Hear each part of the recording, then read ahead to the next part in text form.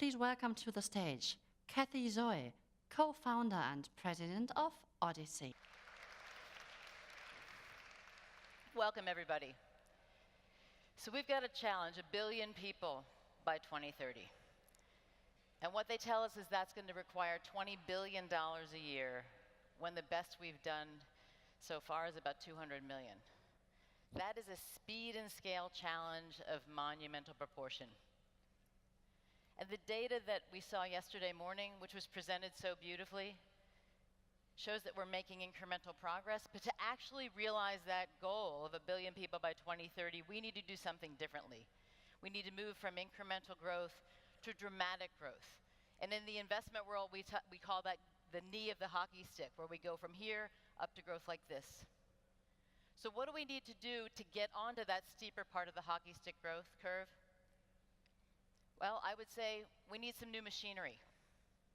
And I mean that, machinery, machines. The Latin word is machina, and it's derived from the Greek term machina, which means expedience, to expedite, to move quickly. And it's interesting when you look back at some of the most revolutionary bits of progress in human civilization, there's a bit of machinery in the background. In 1439, Johann Gutenberg invented a machine called the printing press, which created a mass market for making books, when before that it had been in the hands of a few trained monks. Before the printing press, the book production was in the thousands per year. After the printing press, book production within a century went to 20 million, and within decades after that was at 200 million. What that did, even more importantly than create a mass market for books, is that it ignited the spread of literacy the world over. A half a millennium later, in 1913, Henry Ford invented a machine. It was called the movable assembly line. And what he wanted to do was make cars affordable. What his interesting synthesis of a few different pieces of equipment and integrated processes achieved was that the production time for a car went from 12 hours to 30 minutes. Fast forward to 1996, and there were two guys named Sergey Brin and Larry Page. And they invented a machine called Backrub. And this new machine, in the form of a search engine, digitized the data of university libraries to facilitate the spread, the easier spread of knowledge. And of course, Backrub gave rise to one of the most transformational machines in recent years, Google. Because after all, the machinery of the 21st century is really software. So let's come back to energy access. What's the machinery that we could use to get us onto that steep part of the hockey stick so that we can reach our 2030 goal? Well, we'd love some machinery that could actually improve the efficiency of our sector as much as Henry Ford's assembly line. We'd love some machinery that actually can connect the disparate players in this sector, whether you're a developer in Nigeria or you're a manufacturer of equipment in Germany or China, or whether you're an investor in London or New York. We'd love some machinery that would allow us to analyze not only how to build our systems, but to monitor and track how they're actually performing. Well, that's the machinery that we've tried to develop at Odyssey to help the entire ecosystem. You see, my partner, Emily McAteer, who's here, and we were developers ourselves. We were doing mini-grid developments in India and East Africa, and we were faced with the challenges that all of you face. There was no software for us to plan our systems, so we developed 18-tab spreadsheets, just like you have. There were no algorithms to figure out what should the load be. There was no systematic way to collect data. When we went to vendors to try to buy equipment, they looked at us and they said, "You're in hard places, you're small. Therefore, we're going to charge you twice as much as if you were buying the same equipment in North America or Europe." We ended up oversizing our systems because the algorithms weren't good. And then when we went to financiers, the project economics were challenged because the projects were oversized. Or there wasn't a track record, so that the financiers remained reticent. And what happens when there's risk associated with projects if you're a financier? 9 out of 10 times you sit on the sidelines and you wait.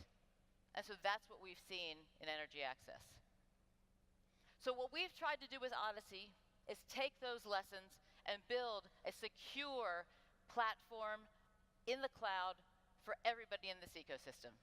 We went live a few months ago, and I'm here to tell you about it. If you are a developer and you're wanting to build projects, Odyssey has all of the tools that you need in a secure place that's just for you, so that you can plan your projects, cite your projects, do customer surveys on the go, and track your projects once they go live.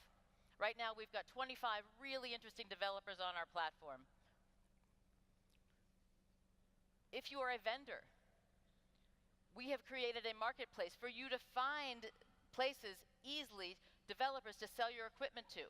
It used to be very, very expensive for you to find qualified buyers, and now we've got it all on Odyssey. If you are a financier, what we have built for you is a way to find deals easily that have already been curated, that are presented in a consistent format, so that you can actually diligence them the way you want to. The financial analytics are there. You can also find co-investors, because the Odyssey platform has 30 different, right now already, has 30 different colors of money with millions and millions of dollars represented. So if you want to get together with other investors and design a blended capital stack, it's very, very easy. And once you make that investment, you can continue to watch and monitor the progress of those investments. Fourth, if you are a government or a DFI and you're thinking about putting public money to work in the form of a competitive tendering process, what we've built is the infrastructure at Odyssey to be able to have you be able to administer those tenders, to get bids in a consistent format, to compare them, and then once you put that public money to work in those projects, watch what's happening. What we've got now, with 100 players on the platform, 100 megawatts in the pipeline, $370 million of project value, we've got the beginnings of, I think, what is an ecosystem-wide data set that I've heard a lot of conversation about since coming here. We want to make this expand and grow. Every day we get suggestions from our 70 partners right now who say, can you add this? And the answer is always, yes, we can add this. If you want this particular bit of functionality, we can add it. So where does this leave us now for 2018? Well, what I would suggest 2018 needs to be is the year we turn the corner from discussing the issues to action and doing. I would love for us to make a target that we put 100 megawatts of mini grids, get them financed, and make them live in 2018. Because if we do that, we really will have critical mass to get us up on that top part of that hockey stick.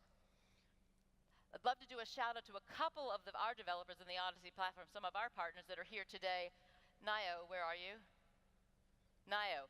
Nayo has a collection of projects on the Odyssey platform. He's in Northwest Nigeria. He's clustered his projects so there's operational efficiencies. I think there's 25 villages in that project. His returns are somewhere between 15 and 20 and the low 20%. This is investable, bankable, and he needs $5 million, and I want somebody to step up and do that. Another big shout out is to RVE Soul. Viv, where are you? Viv is special thanks to Viv, who has RVE Soul. They have been working with us, beta testing every one of our algorithms since the get-go. And so telling us what it's really like, how easy it is to use. Our product has improved because of Viv's work. Viv has a business plan that's worth about $45 million over the next 5 years, but what he needs right now, he's got a collection of 10 mini-grids, 15 mini-grids in Western Kenya. All he needs to close that deal is $500,000. He's lined up the rest of the money. It's fantastic. So what I would love to do is work with all of you to have this continue to grow, to meet your needs. I mean, when Emily and I got together and decided to do Odyssey, to build this machinery for the ecosystem, we had the ambitions in mind to have the impact in energy access not dissimilar to the impact that the printing press had on literacy, or that the assembly line had on affordability, or that the search engine had on sharing knowledge. So I hope you'll join with us and make this happen so that indeed the people in these clinics have light, the schools have light, and that we can get on and meet the goals of universal access by 2030. Thanks so much.